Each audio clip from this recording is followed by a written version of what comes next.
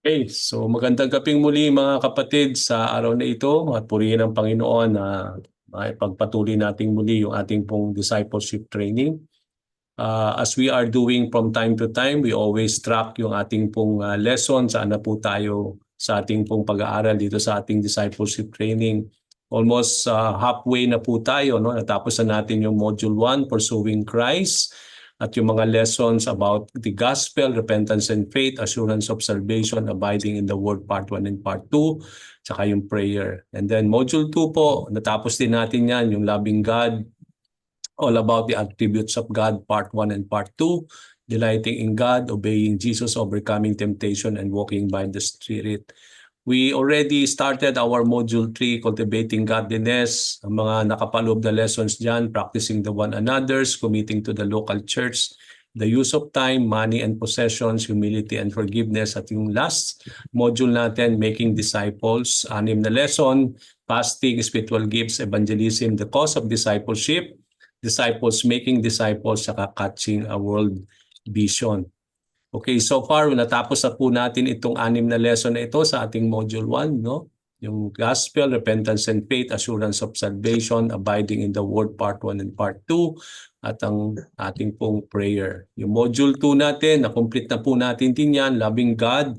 It's all about yung attributes of God, part 1 and part 2, delighting in God, obeying Jesus, overcoming temptation, and walking by the Spirit.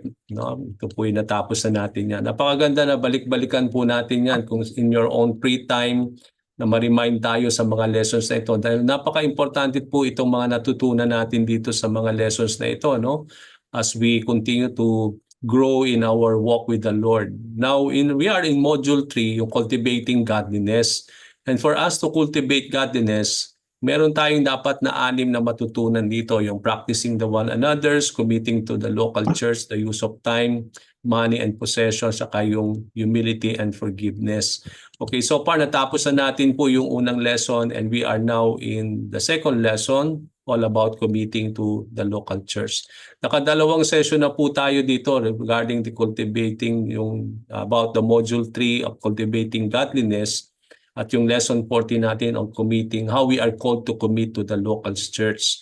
Okay, we started this talking about why we need to join a local church. No? Natutunan na po natin ito, and for us to connect sa ating pong lesson where we stop the other time, ay papasadahan natin ng konti yung mga napag-aralan na natin for us to be reminded again do sa mga lesson na ating natutunan na. Now, why we need to join a local church? Marami po tayong natutunan doon, no? Una sa mga reason na bakit kailangan natin mag-involve o maging parte ng isang local church is because sabi nga natin, doon tayo natututo at doon natin pinapractice yung how about loving God and loving each other. Okay, hindi na natin po expound yan. Iisa-isahin ko lang po, i-itemize ko lang ito. So if you want to go back again dito sa mga lesson na ito, na-record po natin yan for us to go back again, for us to understand again all about this, okay? Another reason why we need to commit to a local church is not only it is where we learn and practice how to love God and to love one another, but also the local church is where believers are made disciples and to fulfill the Great Commission. Doon po tayo dinidisciple at doon din tayo gagamitin ng Panginoon in due time for us to make disciples of all nations. Ganon din naman, third reason natin, the local church provides spiritual covering where believers learn submission and be accountable.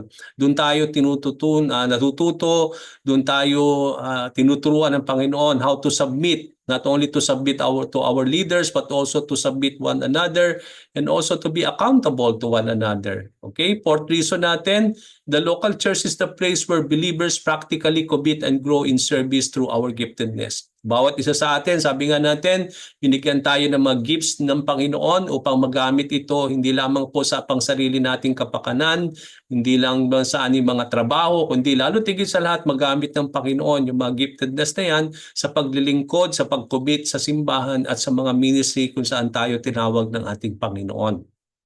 Okay, 5 reason natin, the local church is place where believers grow in faith and in knowledge of the Lord, in hearing God's words. Doon tayo hinuhubog ng Panginoon sa ating pananalig at pananampalataya, at doon din tayo lumalawak sa ating kaalaman patungkol sa ating Panginoon, especially when we are hearing the word of the Lord. Kaanim po at last reason natin why we need to commit, why we need to be involved into a local church. The local church is the place where believers grow in united worship, prayer, and in fellowship.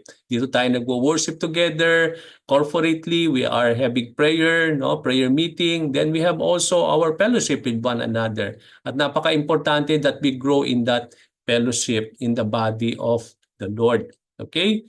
Now dito sa session natin, we will bukod dun sa mga bagay na diniscuss natin na 6 na nga reason bakit tayo kailangan mag-commit o mag-involve sa simbahan ng Panginoon, is that meron pong mga bagay din na ibinigay dyan sa ating manual or sa ating lesson why we need to commit to a local church. At dito natin i-examine, titingnan yung mga biblical teaching regarding commitment to a local church. It means to say, kung tayo po ay mag-i-involve sa isang simbahan, kailangan natin ng commitment. At kailangan natin bawat isa na meron tayong commitment na gagawin sa katawan ng ating Panginoon. At hindi lang normal na commitment dito. We need to be serious in that commitment to a local church. Sabi nga natin, at itong pag-aaralan natin, 3 yung idadagdag natin, na we are called to be, how we are to commit to a local church.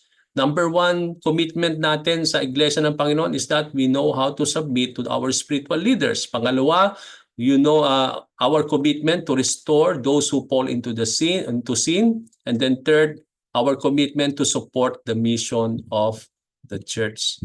Okay, natapos po natin yung how do we commit and submit ourselves to the local church last time, At meron tayong isa sa mga natutunan natin, yung commitment natin to the local church involves submitting to spiritual leaders. Natapos po natin ito na when we talk about the church, kailangan natin yung commitment hindi lamang sa Iglesia ng Panginoon, kundi yung commitment natin na ma-involve tayo on how we need to submit to our spiritual leaders. Pag sinabi nating spiritual leaders, ito yung mga pastor, yung mga leader ng simbahan na itinalaga ng Panginoon, that we need to know how to submit to them. At nung diniscuss natin to last week, binigyan tayo ng mga ibang passages, and quickly lang po sa 1 Thessalonians, makita natin dito sa 1 Thessalonians na makikita natin dito yung 5 verses 12 to 13, yung responsibility ng mga leaders, at the same time yung responsibility ng mga members. Okay? Pag sinabi natin yung commitment natin to submit to our leaders, hindi lang sila ang may responsibility, at the same time, we also as members of the church have also responsibility when it comes to the body of the Lord. Isa sa mga responsibilidad ng mga leaders, just very quickly lang po, is to diligently labor among the members of the church and to take in charge over them. Okay? Hindi ko na po yan i-expound. Na-explain na po natin yan last week so that we will not spend more time po, but concentrate dun sa bago nating lesson tonight. Now, when we talk about yung responsibility naman natin, mga members, is that ang ating responsibility as members is to appreciate and to esteem very highly in love the leaders of the church. We need to appreciate them. We have to look highly on them as being people whom the Lord has called to be leaders over us. Okay? Now, we need to live in peace with others in the church, including the leaders. Hindi lamang po na we need to be at peace with our leaders, but also we are called to live in peace with one another. Another passage na tinakil natin last week, Hebrews 13 verse 7 tsaka verse 17. Dito makikita din natin ang isa rin sa responsibility ng mga leaders. Kung kayo po ay tinawag na leader, meron tayong mga co-leader dyan sa group, ang ating responsibility is to lead, to speak the word of the Lord, exercise faith, and watch over the souls of those in the church. Okay? Our purpose is to lead people. Okay? We lead and they follow us. Okay? Another thing that we need to do when we are called to become a leader in the church is we will always speak the word of the Lord. We will exercise our faith because they will always look unto us as an example of faith, no? And they will we will watch over the souls of those people whom the Lord has given us in the church. Then nakita din natin sa Hebrews 13 verse 7 tsaka verse 17 na ang responsibility ng isang local church, ng mga members ng local church is to remember the leaders, no? Our responsibility as members is to remember our leaders, to consider the result of their conduct, to imitate their faith, obey them, and to submit to them. Tapos, isa sa mga natutunan din natin last time, the members of the church are to obey and submit to their leaders because they keep watch over their souls and must give an account. But if they will obey and submit, the leaders will be able to do their job with joy and not with grief. Okay? Now, let's proceed now to our lesson, no? So, nakita natin yung unang commitment daw natin kapag tayo na-involve sa Iglesia ng Panginoon. Yung commitment natin to submit to our spiritual leaders. Okay? Yun yung makikita natin. Yung commitment natin not only to be submitted to one another, but most especially, we need to submit to our spiritual leaders. Yung pangalawang commitment natin sa Iglesia ng Panginoon ay yung itatackle natin tonight. Okay? Yung ating commitment, no? Yung our commitment or committing to the local church involves hindi lang to submit to our spiritual leaders, no? Hindi lang yun yung ating commitment. But also, if we want to commit to the local church, ang involvement din yan is we need to restore believers who have fallen into sin. Sabi nga natin, mahalaga po ang bawat kaluluwa na ibinibigay sa atin ng Panginoon. Kung hindi man tayo leader, lahat tayo ay parte ng katawan ng Panginoon. Pinapahalagahan natin ang bawat member ng simbahan, mga kapatid. Kung kaya nga, sabi ko nga nung ako'y nandyan sa inyo, nung last time, that we need to have a follow-up ministry, no? Yun yung pinapollow up natin yung mga kapatid natin, yung mga hindi nakapagsimba, inaalam natin kung ano yung dahilan, bakit hindi sila nakapag-church, o bakit hindi sila nakakadulo sa ating mga gawain, or maaring sila ay mired with sins, or may mga bagay na nagsisilbing hadlang sa kanilang mabuhay na somehow yun ang nagiging hadlang kung bakit hindi sila nakakadalos o hindi sila nagiging parte ng gawain ng Panginoon. But we don't just hindi natin po talagang sasabihin natin na parang hindi natin sila bibigyan ng kahalagahan o pagpapahalaga. Kailangan nating i-restore yung ating mga kapatid, no? Especially those who are fallen into sin, so that they may be restored in the relationship with the Lord, no? Accountability natin yung bawat member ng ating simbahan. That's why we are accountable to one another. Na kailangan natin na ma-restore yung mga tao na somehow nagkakaroon ng problema when it comes to their sins, na itong may mga sandali na they don't want to come to church anymore, or parang tinatabangan na sila sa pagdalo sa mga gawain ng Panginoon, no? And there are moments na para bang they are already being hindered by their sins, no? Yung mga weaknesses, yung mga struggles nila.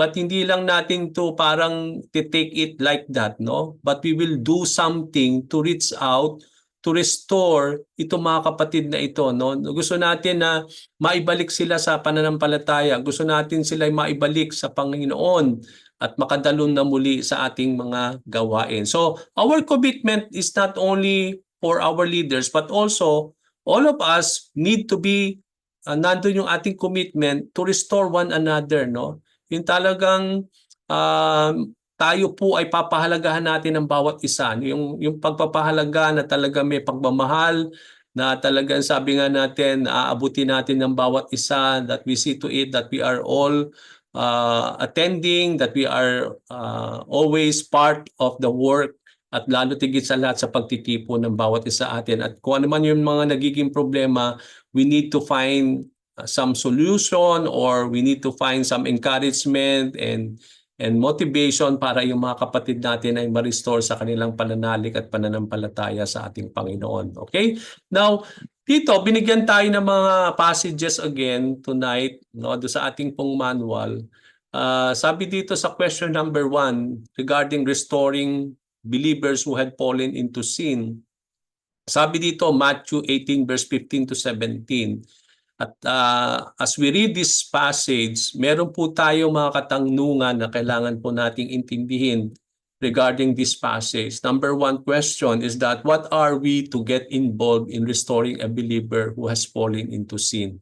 Tapos i-compare natin yan sa Galatians chapter 6 verse 1. So ano daw ba ang involvement ng bawat isa sa atin? Kasi hindi lang ito involvement ng mga leaders, mga kapatid, but we are all involved in restoring a believer. Hindi lang po kami mga leader ang magre-restore sa ating mga members, kundi bawat isa sa atin ay parte ng ministeryo na ito. 'Di ba? Napag-aralan natin yung practicing the one another's, 'di ba?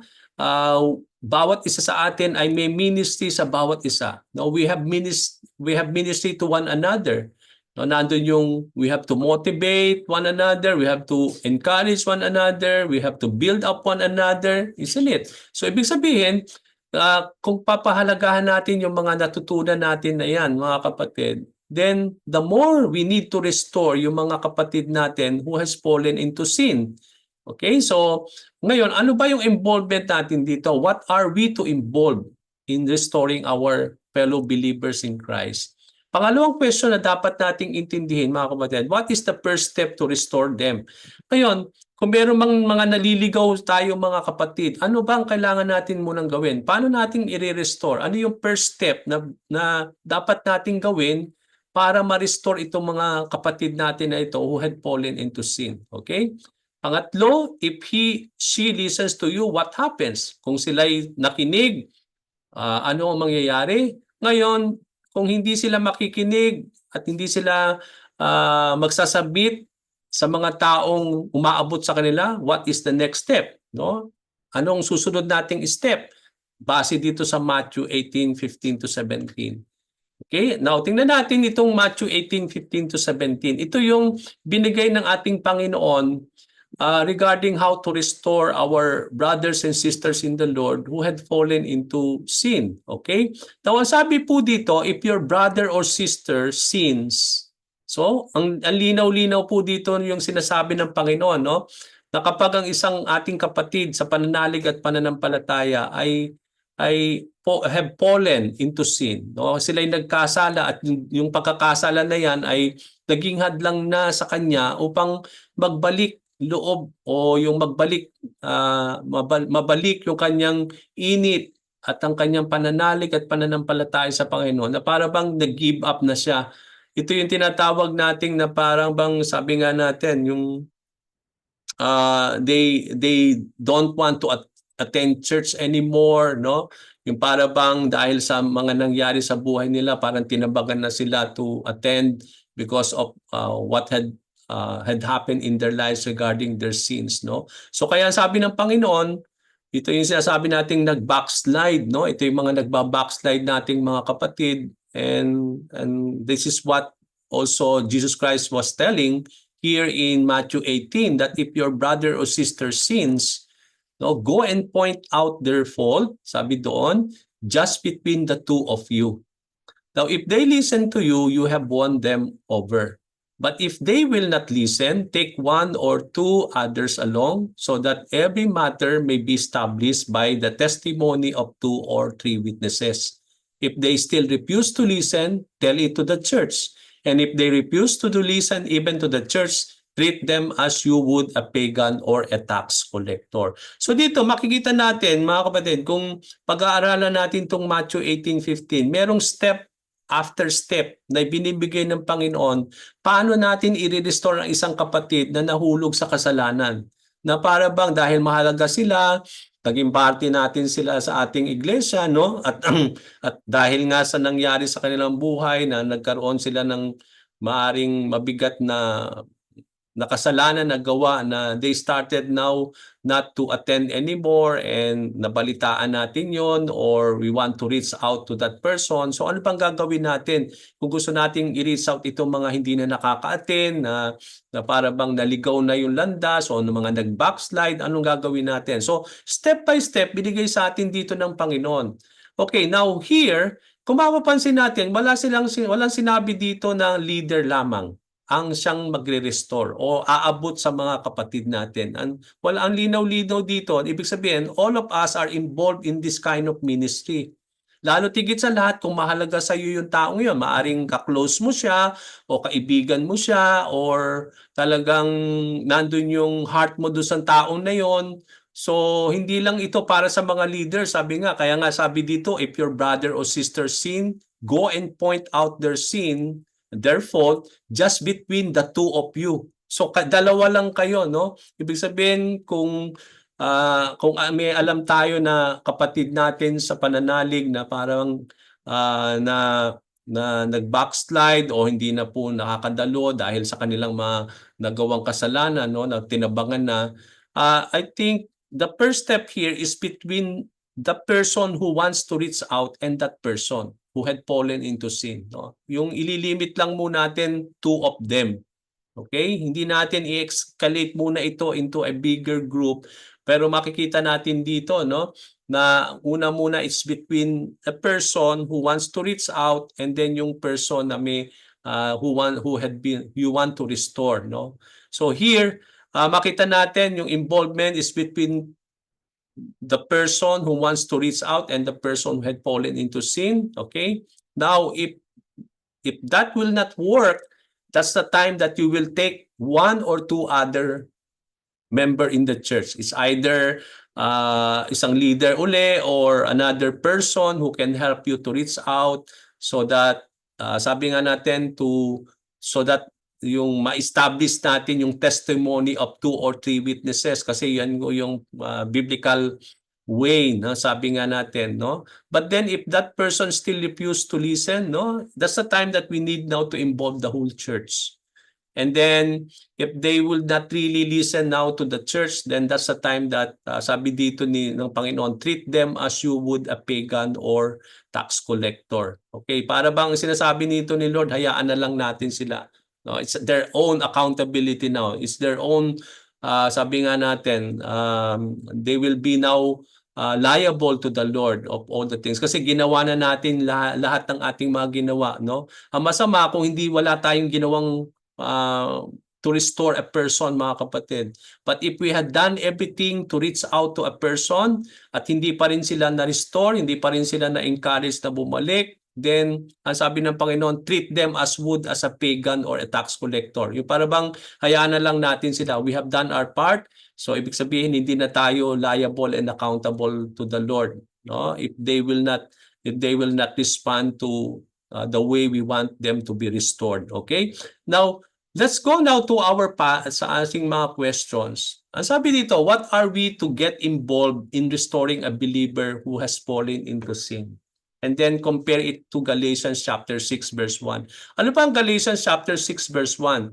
Ikumpara daw natin itong Matthew 18:15 to 17 sa sinabi ni Paul sa Galatians chapter 6 verse 1. Ano ba yung sinabi ni Paul dito? Ang sinabi niya, brothers and sisters, if someone is caught in a sin, ganun din, no? Parang yung sinasabi ni Lord. So ano naman ang sinabi ni Paul dito?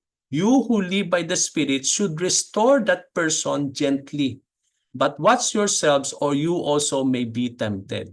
Okay, now here, there's a warning na ibinigay si Paul if you want to restore a person who had caught into sin. Okay? Dahil mahalaga po sa atin sila, but then there is also sabi nga natin, no, a warning by the Lord or warning by Paul in this passage that if we want to restore that person, we have to, sabi nga natin, we have to watch ourselves or you may be tempted. No, yung tempted in what way, no? Marami pwede tayong ma-tempt, no? Hindi natin alam kung ano mangyayari during the time ng ating pag-uusap. When we reach out that person, pwedeng mayroong mangyaring iba't ibang mga bagay, but we need to be watchful because we may also fall into sin or we will be also tempted, and we know temptation will drag us always to commit something wrong or something that will sin against God, no? Kaya nga dapat maging maingat tayo when we want to restore a person. But how do we restore them? Sabi dito, we need to restore them gently. At sino yung magre-restore? Yung mga who live by the Spirit. Okay, napaka-importante po 'yan, no? For example, if you are not living by the Spirit and you are also struggling in your Christian walk, so can you be the one who will restore a person who had fallen into sin? No, I don't think you can do that.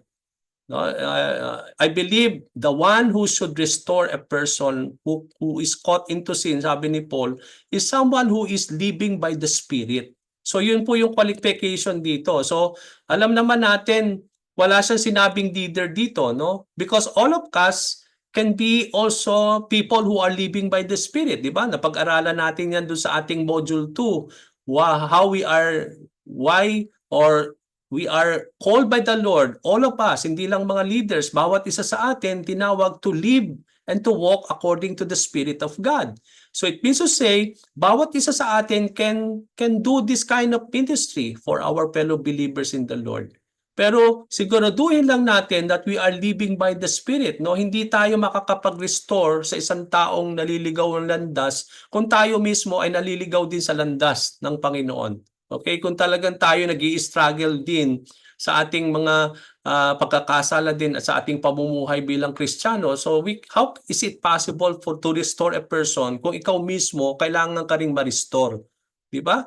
So napaka-importante po 'yon. Sabi nga ni Jesus Christ, how can you remove yung puwing sa mata ng isang tao samantalang napakalaking bloke ng ang nasa mata mo, no? Kailangan tanggalin muna 'yon so that you can easily see. Kasi hindi mo matatanggal yung puwing sa mata ng isang tao at hindi mo makikita 'yon kasi merong naka-block din sa mata mo. So kailangan munang ayusin muna yung mata mo so that you can easily see para maalis yung puwing ng isang tao. Gano'n din naman yung sinasabi dito ni Paul, no? That we need to be someone who is living by the Spirit if we want to restore that person. And if we do that, we have to do it gently. Yung malumanay. Okay, yung malumanay siya. And I believe our aim here is we want them to be restored and we do it out of love. No, yung doon natin lagi i-apply yung love natin kay Lord, yung love natin sa bawat isa. Kaya when you restore a person, hindi ikaw yung parang bossy-bossy ang dating, no? Kailangan ikaw yung para bang ang dating doon, yung parang malumanay ka lagi. Because you are there to reach the person. Okay? You are there na para bang to encourage them back, no? Hindi tayo yung para bang ang gagawin natin ito in a very drastic way, okay? Na merong parang pagmamataas sa ating sarili. No, we cannot do that.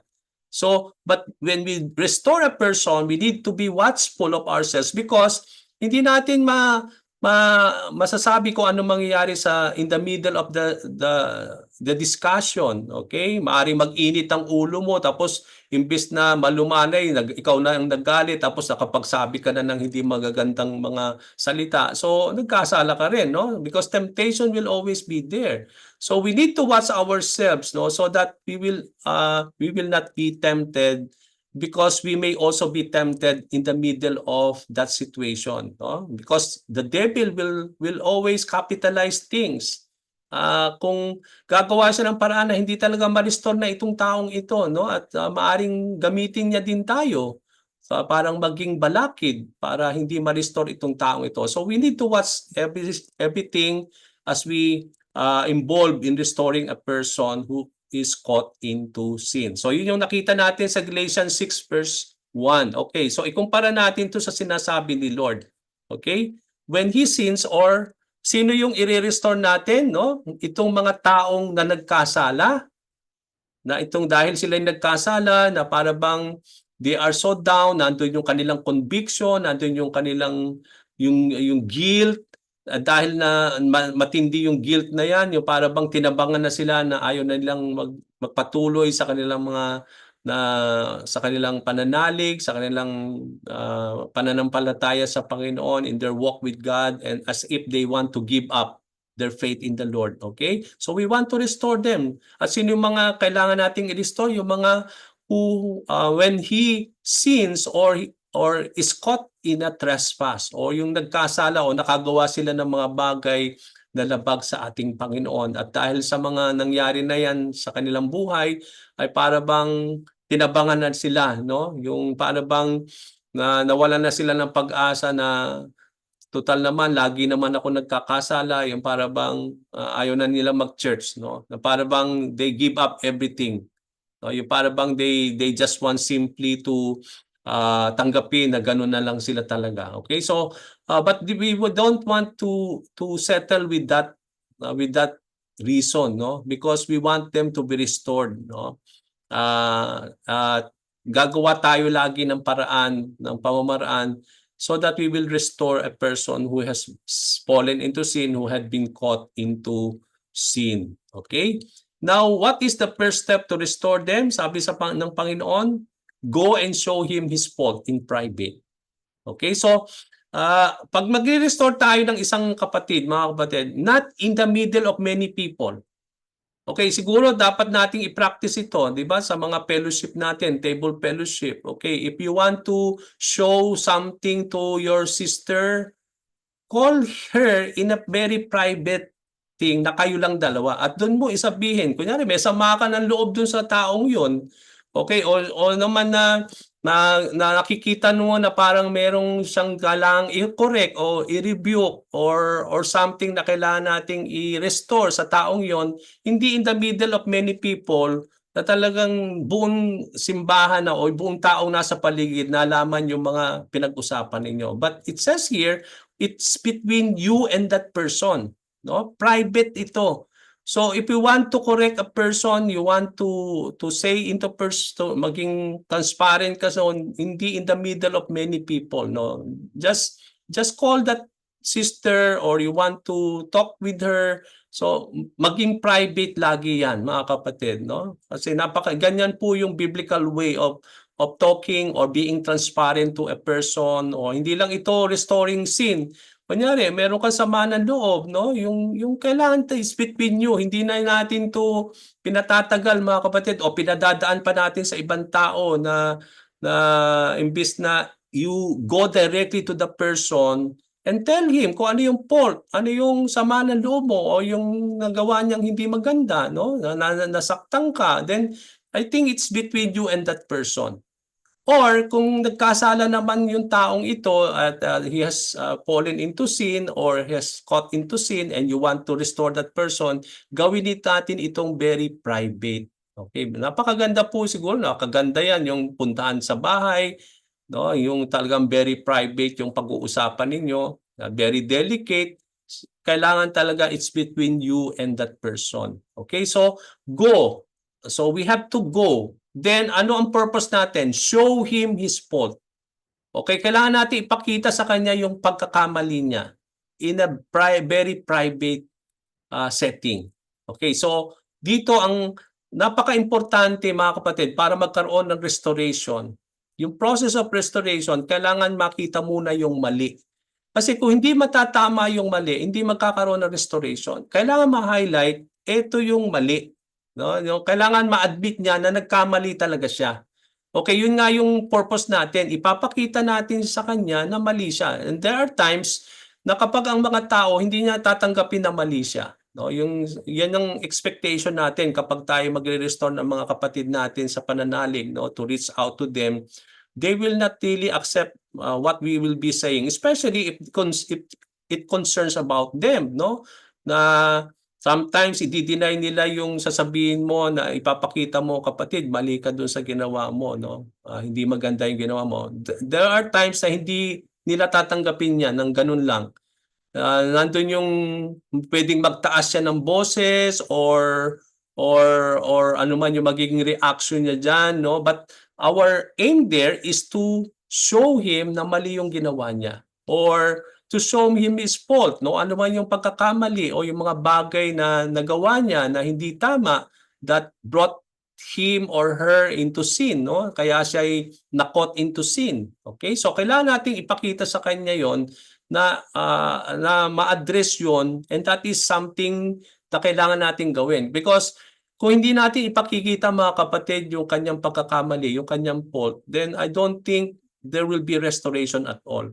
Kasi napakaganda na kapag nakita niya yung talaga yung pagkakamali niya, na-explain mo yon, nabigyan mo ng kahalagahan, na ano, and then inadmit niya yung kanyang pagkakamali. Isn't it yung taong yon ay that's the time na magkakaroon siya ng conviction that will lead that person to confess, to repent, isn't it? Na talagang magsisisi sa kasalanan. At kapag nangyari yon, no? Kapag ito'y nakinig sa iyo tapos na enlighten mo siya sa kanyang ginawa, anong sinabi doon? The process stop. Titigil na kasi you had won your brother or your sister. Okay, yung para bang ang aim mo doon, pinakita mo na kapatid na I'm here to because of because of the love of the Lord, we want you to be restored, no?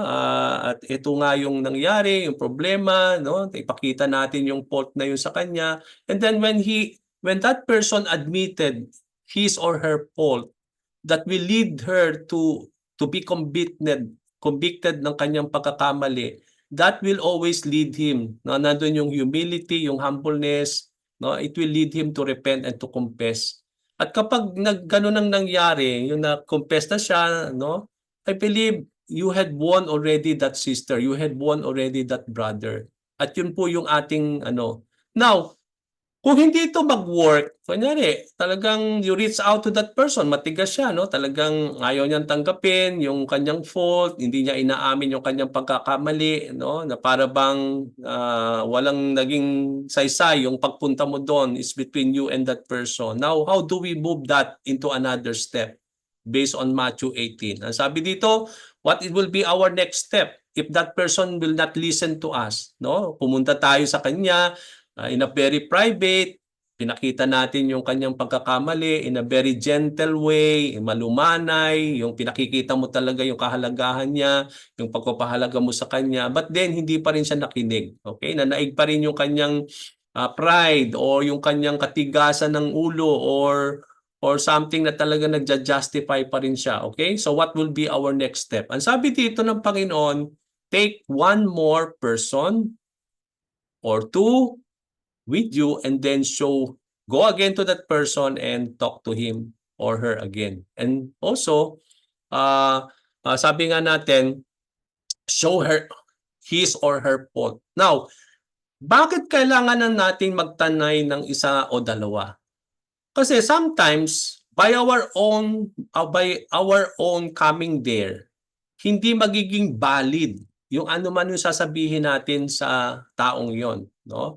Pero kung tatlo kayo, na iisa yung sinasabi ninyo, then that will be a valid thing, no? Kaya nga sa Bible, kung mag-a-accuse ako, kunyari, i-accuse mo isang tao at wala kang ibang mga witnesses na one or two na magsusupport nung yung accusation, then hindi pakikinggan yan.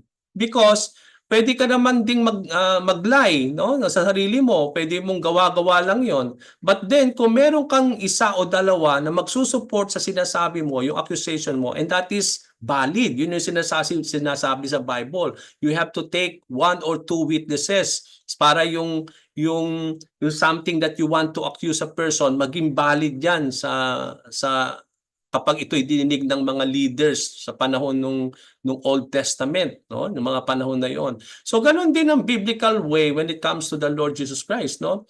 Kasi maaring hindi tanggapin ng taong 'yon kasi maaring hindi niya rin alam kung ano yung motibo mo, bakit ka nagpunta sa kanya, no? O maaring paano niya patutunayan na talagang valid yung sinasabi mo or talagang ang intention mo ay ganon. Now, napakaganda na tama tayo ng isa o dalawa. Kasi kapag tatlo na at iisa ang sinasabi din, then that's a valid thing. Okay? Yung talagang sabi nga natin, hindi na siya makakapag-isip na talagang iba yung ating intensyon or something na para bang nagsisinungaling tayo lang sa ating mga sinasabi. But if we have two or three witnesses, kaya nga sa korte, di ba? Kung ikaw lang ang witness, hindi pwedeng magiging mahina yung witness mo, no, regarding a person. But then kung meron pang dalawa o tatlo na magwi-witness kagaya mo, tapos kagayon din ang sinasabi nila kagaya mo, then makiging malakas yung ating kaso, no? So ganun din naman when it comes to restoring a person, no, that we need now to take one or two more believers in the Lord who has the Holy Spirit in them. and then we have to go back again to that person and then talk to her and then restore her and show his or her fault. Now, why is it possible to have two? Yun nga yung sinasabi ng ating lesson, ng ating question. Bakit kailangan nating merong 2 or 3 witnesses at this step? Okay? So that every fact may be considered. Yun nga yung sinasabi ko kanina, para yung lahat ng mga bagay na isasabihin natin, yung mga pagpapatutuo natin, will be considered either the facts concerning his sin he is not repentant of, or the fact that once reproved he or is not repentant. Okay, yung para bang para lang ma-establish yung lahat ng mga pag-uusapan, yung mga facts na pag-uusapan, i-consider, no? It's either yung mga facts na yan ay patungkol sa kanyang kasalanan na hindi niya nire-repent, or the fact that once reproved, he is not repentant. Okay? Yung para bang, okay, na-admit na niya yung kanyang pagkamali, pero hindi naman din siya nagre-repent. Okay? Yung una naman, yung kanyang yung facts concerning his sin that he is not repentant of, yung parang hindi niya tinatanggap na mali yun. O meron naman yung pangalawa na tinatanggap niya yung mali niya pero hindi naman siya nagre-repent. So kailangan nating ma-consider yung mga item na yan, no? So, and then that's important. How is it really for us to have 2 or 3 witnesses? Ngayon, meron tayong, I just want to address this, no? Hindi ko po sinasabi na wag nating gamitin ito sa prayer or sa worship or kapag tayo po ay nagtitipon-tipon. Di ba madalas natin sinasabi, when 2 or 3 gather in His name, He is in the midst of them. Okay? Di ba? Pag sa prayer, sinasabi natin yan, where 2 or 3 gather, sa worship, na kapag tayo ay 2 at 3, nandun si Lord sa kanila. Oh, tama yon. There's no doubt about that. That's 100%. Na kapag mga mananampalataya ay nagtipon-tipon, 2 o 3, nandun talaga si Jesus sa kanilang kalagitnaan. And there's no doubt about that. Kaya lang, tingnan nyo po yung context na yan, yung pinangako ni Lord. Kung titingnan nyo yung context na yan, dun sa kabuuan ng verse na yon, kung saan nilalagay yon, yun ay yung restoring a person who is caught into sin. Yung i-restore mo yung taong iyon, na kapag nagtipon-tipon kayo, when you all agree together, no, that is the context noon eh. Hindi naman yun yung about prayer meeting or worship. Sinasabi ko to kasi we want to put that verse into the proper context. Kasi tingnan nyo po yon. Mamaya kung di nyo pa alam, basahin niyo yung kabuuan ng verses na yon. It is all about restoring a person. Okay, so doon nakapaloob yun. Walang sinasabi doon si Lord na prayer yung sinasabi doon sa mga upper verses. So inilagay yon, is a promise na kapag when a person wants to restore a person, okay, 2 of you, God went to a person, you want to restore that person, and then whatever you agree, nandun yung Lord sa kalagitnaan, yung sa inyong yung inyong pagtitipon na yon, when you restore that person, nandun si Lord. Yun yung sinasabi ng context na yon, no? So, but then hindi ko naman sinasabi sa inyo wag yung gamitin yon sa mga prayer meeting. Okay lang din naman yon. Walang problema yon kasi when you gather, when we all together, Jesus Christ is in the midst of us, whether we are 2 or 4 or 10. Kagaya nito, we are all how many? Okay, we are 16 here. So, Jesus Christ is in our midst. Kahit nasa Zoom tayo, there's no doubt about that. Okay, hindi ko sinasabing mali yun. Kaya lang, tingnan natin yung verse kasi we will be out of context lagi. Okay, I'm not saying don't use that anymore. Okay, pwede na natin sabihin. Kaya lang, i-explain ko sa inyo na kapag tayo we take a verse, tingnan nyo po yung context. Ang context po yung when 2 or 3 gather in His name is when you restore a person. Okay, yun po yung context nun. Tingnan nyo po yan. Kung hindi nyo alam, tingnan nyo mamaya. Okay, so let's continue. Okay, now sabi po sa read 1 Corinthians 5, 1-13. Okay, so kanina, ang sabi dito, hindi natin napagpatuloy doon.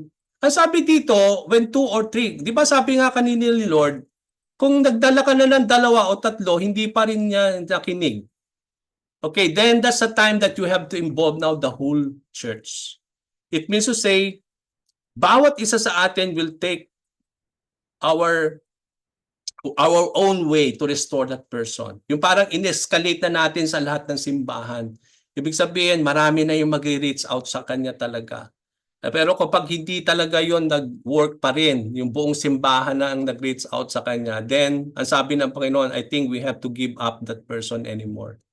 At para bang ituring na lang natin silang mga tax collector or mga pagan. No? Yung para bang hayaan na lang natin sila. Total, sila naman na ang accountable noon sa Panginoon. Sa ibig sabihin, hindi na tayo accountable sa Panginoon. Whatever mangyari po sa taong yan, mga kapatid. Kasi ginawa naman natin yung nararapat. And I believe siya na po ang magiging accountable niyan sa ating Panginoon. Okay, so I believe that's the very important here. Okay, now, okay, so I think we will not go through this, no? Kasi pag-discuss natin ito, magtatagal tayo sa ating time. So what I want us to understand here is that our responsibility, mga kapatid, for one another is something that we need to consider, mga kapatid. Kaya kasi ayun nga yung ating napag-aaralan last time, that we need to be joined together as brothers and sisters in the Lord. Yung pinapahalaga natin na kapag tayo po ay nakaalam ng isang kapatid na mired ng sin or talagang nag-struggle siya sa kasalanan, na punong-puno siya ng mga bagay na hindi maganda, no?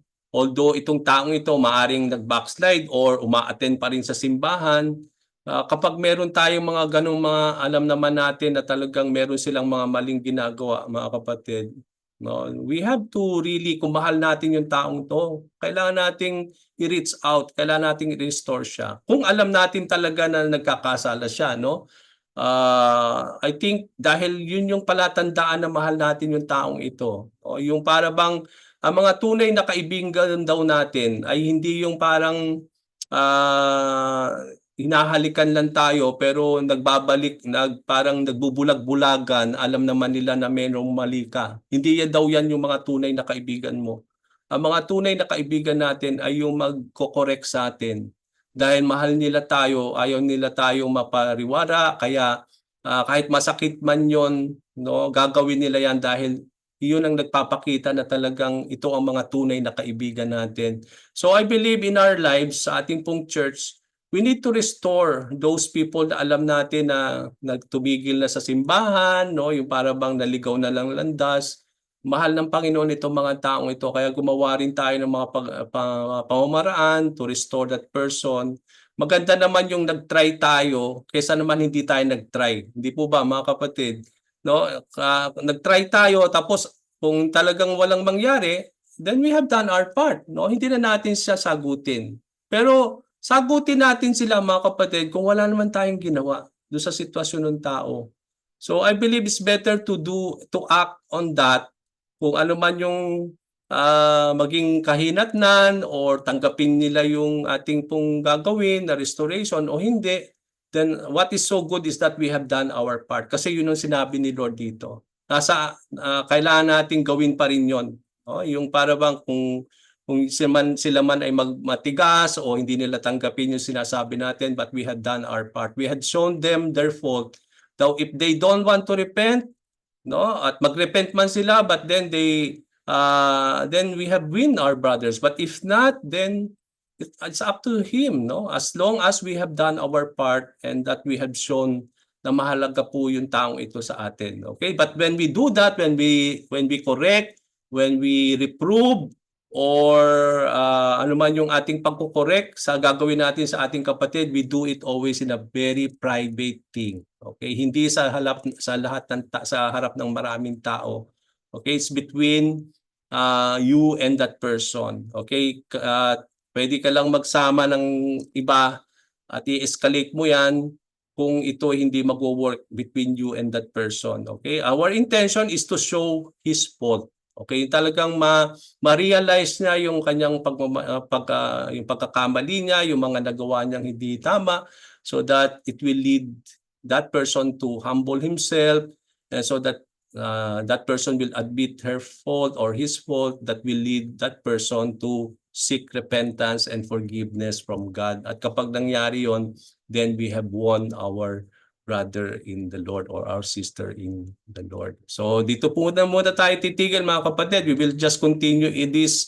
I don't want to enter question number 2 kasi kung hindi naman natin matatapos. So we will try to finish this whole thing next week. Okay, just continue to study po yung tong question number 2 sa second part ng commitment natin. Yung second commitment natin is yung sabi nga natin, una, yung commitment natin to submit to our leaders. Pangalawang commitment natin to restore those people who had fallen into sin.